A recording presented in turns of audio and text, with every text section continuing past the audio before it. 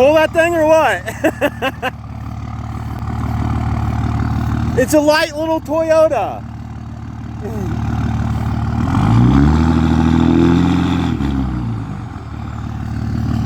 Put her 4 low.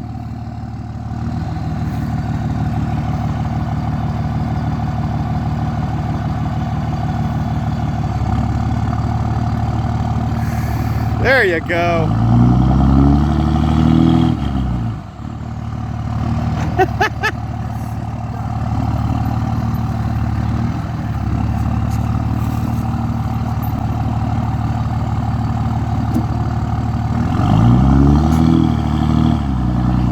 Back up a hair and give it a bump.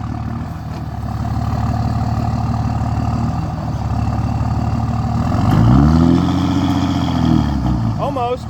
You moved it.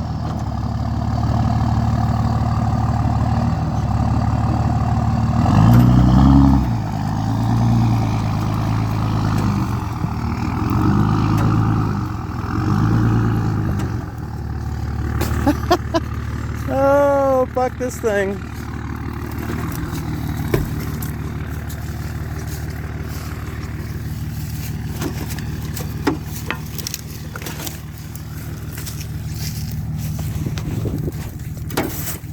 I don't know what this fuck this goes to. Tires for what? Well, I can't see a fucking thing out of the windshield. I think I got a flat tire. Or 2 of them. So we're going.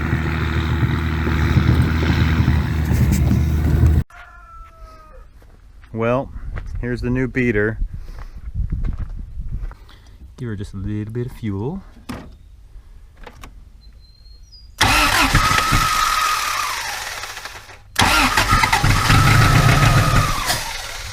Maybe a little more fuel.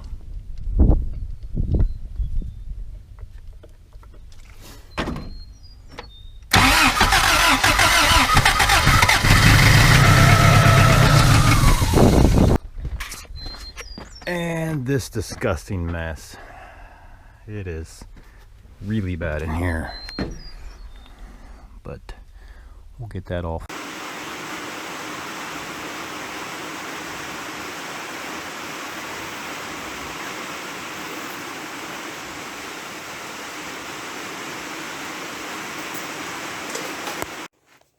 Just getting that cut out was more work than it took to get the rear end underneath of it.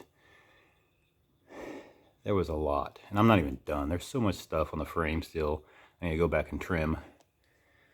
Oh yeah, I hate IFS. Here's a fun problem I didn't foresee. The pitman arm goes towards the back of the truck on this one. When the Super Duty axle, it's supposed to be in front. So if I switch the pitman arm around, my steering wheel will work backwards. So yeah, that's going to be fun. So I found rear shackles do not work for me. I had to move the shackle up front. See, I kind of had to make that work. And then put my spring perch back there. And it came out all right. But that gave me the right caster in my axle. So now my pinion's not facing towards the ground. Look at this motherfucker flex.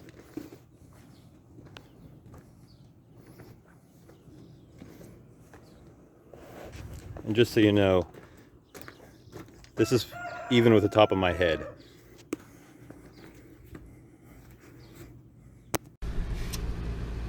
Don't do dumb shit like this. This was just so I could back it out of the shop. I don't plan on driving it down the road or going to the trails with it. So if you see this in my videos, this was just a test piece so I can move it around. But the last thing you want to do is have a weld break and lose all steering. Well, there it is.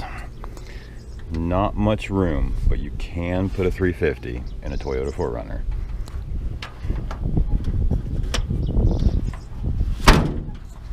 Had to put the hood pins on it because there's no more center support.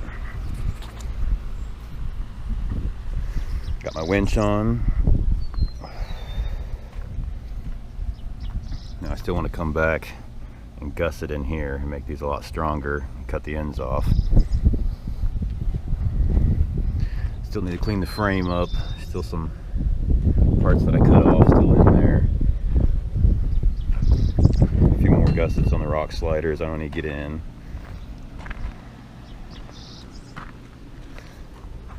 Got the racing seats in it.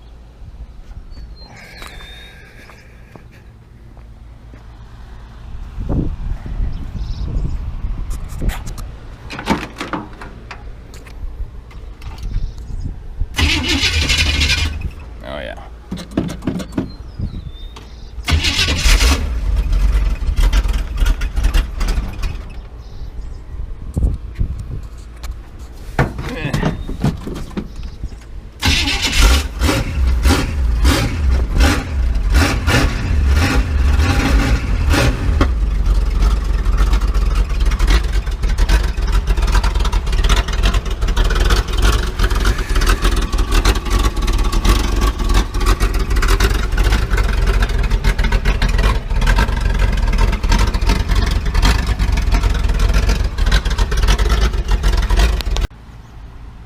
So I guess we'll talk a little bit about what I got going on here.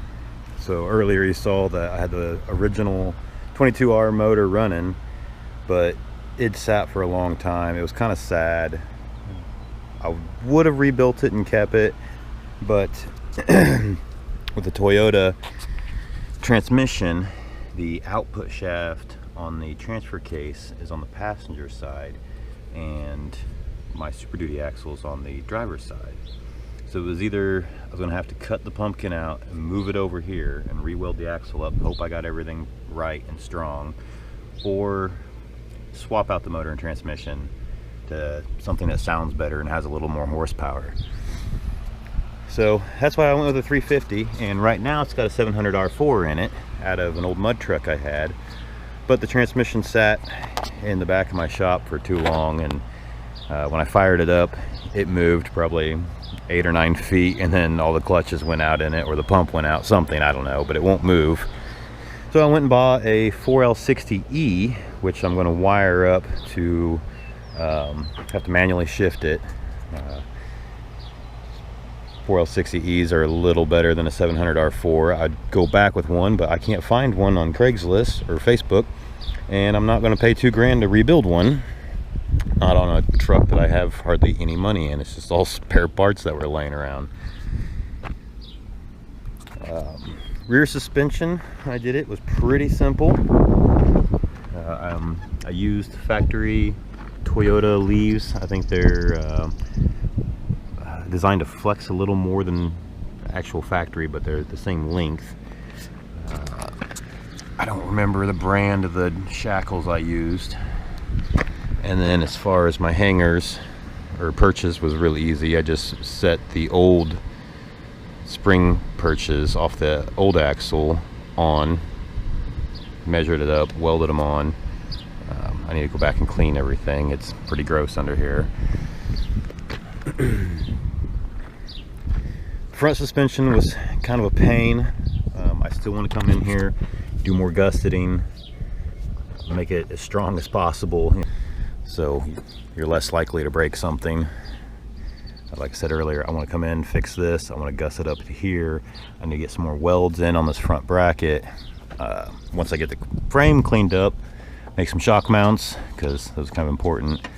I didn't make those yet, or I didn't weld this down yet because I don't know where my shock mount's going to sit. Then get my fuel lines tied down. The exhaust is very ugly. My pipe bender won't bend tight enough bends to make it fit and not hit the axle. So yeah, that's, well, we're not building a show car here, so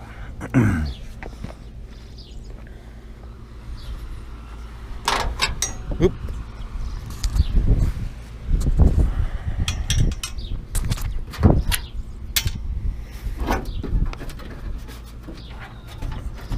So power steering was very important to me, because manual steering sucks. And to get what I was talking about earlier about the pitman arm being forward versus backwards, the steering box used to sit like all the way up here, and I moved it basically as far forward as I could.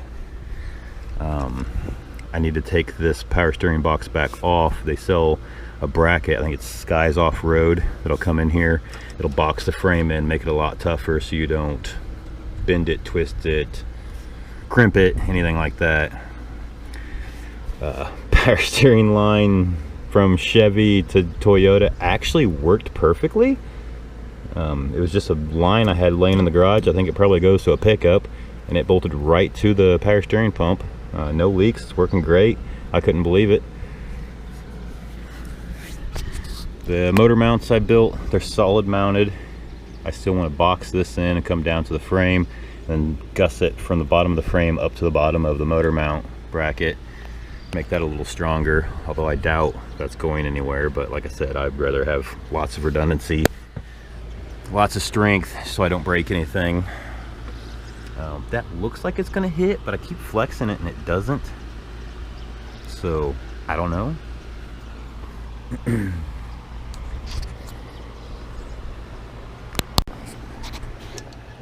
It's a mess back here right now, but I did run the battery in the back and the fuel tank. That's just my temporary boat fuel tank. It's what I use to hook up to trucks and make them run if I think the fuel system is compromised. I'm going to end up running a fuel cell because it's better. And then I want to come in. All the caging is in the shop except for this little piece here I was testing with. I'm going to build a roll cage off of the gusset that goes in here for my rock sliders, up through the floor, around the ceiling, down the front, across the back here. So I've got a nice sturdy cage.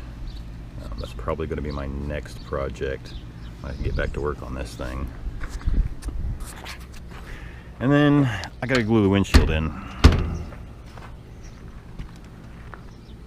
But yeah, this is so far the progress. I'm hoping another week or two I'll have it on the trails.